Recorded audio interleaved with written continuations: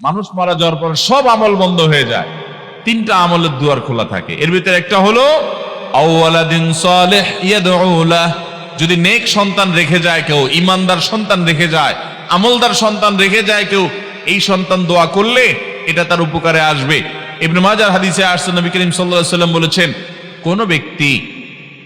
কোন ব্যক্তি মারা যাওয়ার পর তিনি যদি জান্নাতি হন, বারজাখী জীবনে যখন জান্নাতের নেয়ামতে তিনি থাকেন, হঠাৎ তার নেয়ামতের মধ্যে পরিবর্তন হয়ে তাকে আপার ক্লাসের নেয়ামত দেওয়া হয়, তখন তিনি ফেরেশতাদেরকে জিজ্ঞাসা করেন, আন্না হাদিহি, এই যে নেয়ামত আমি আগে পেতাম তার চাইতে উপরের ক্লাসের নেয়ামত দেওয়া হচ্ছে আমাকে, জান্নাতি হিসাবে আপার ক্লাসে নেওয়া হলো, এটা কিভাবে?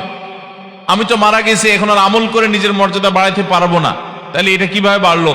তখন বলা হবে, লিস্তিগফারি ওয়ালাদিকা লাক, দুনিয়াতে তোমার সন্তান তোমার জন্য যে দোয়া করছে, নেক সন্তান, তার মাধ্যমে তোমার তারাক্কি হয়েছে, এই উন্নতি হয়েছে। অতএব আপনি যদি এমন কোন দেশে গিয়ে পাড়ি জমান যে আপনার পরবর্তী বংশধর নিশ্চিত কুফরিতে চলে যাবে, অমুসলমান হয়ে যাবে, তাহলে আপনি এই সৌভাগ্যবান মানুষের কাতারে সামিল হওয়া থেকে বঞ্চিত হবেন।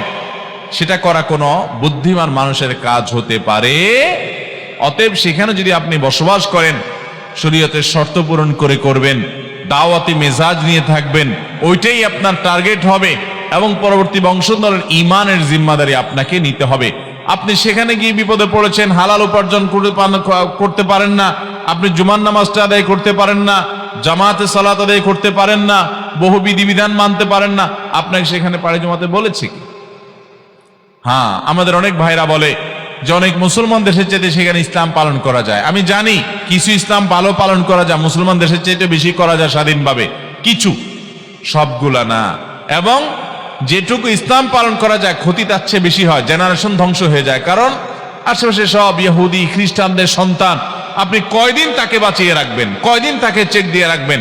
বহু বাবা মা আমাদের কাছে তাদের সন্তান নিয়ে এসে চোখের পানি ফেলে, আর কিছু করার থাকে না, কারণ পরিবেশের প্রভাব, আগুনের আঁচ তাদের গায়ে লাগে। এজন্য উন্নত দেশগুলোতে যান, নিজের ঈমান আমল ঠিক রাখার জিম্মাদারি এটা আপনার। নবী সাল্লাল্লাহু আলাইহি সাল্লাম কিন্তু এই ব্যাপারে বারী, তিনি মুক্ত ঘোষণা করেছেন, এরকম কোন লোকের দায়িত্ব তিনি গ্রহণ করবেন না। আল্লাহ তাআলা আমাদের ঈমান আমলকে হেফাজত করার তৌফিক দান করুন।